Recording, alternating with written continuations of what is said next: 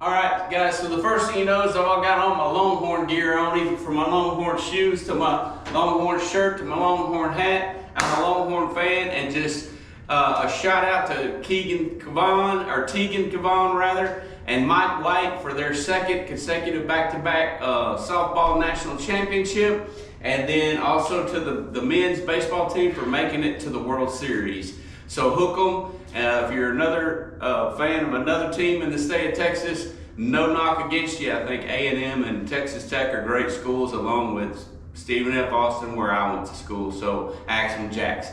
But so the first exercise we're going to go over is a standard squat. I'm doing it a little bit differently. I don't do these because of the pressure it puts on my neck, and that causes a lot of trouble in my shoulders and my neck. So I'm just going to do it from here. Normally you would have a rack. The bar would probably be here. You would get underneath the rack and take it off. I'm just going to take it off because it's just 45 pounds. You're going to put it in the center of your traps, okay?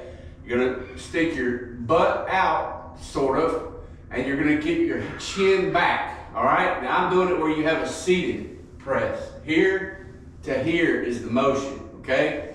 Here to here. You can do these on a Smith machine. I find them very difficult to do on the Smith machine, but as long as you're keeping your head to the sky, you're keeping your chin to the sky, you're keeping your spinal column aligned, okay? But the motion is just simply here to here, and some people go all the way to the floor, some people go, I don't recommend that you go past horizontal. So if we were just doing it without a bar, and we're filming it from here, and I've got a bar on here, this is far enough. And back up, okay?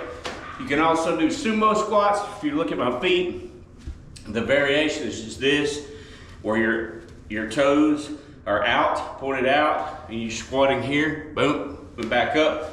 And you know, that's the only two variations that I would recommend, okay? So that is standard squat.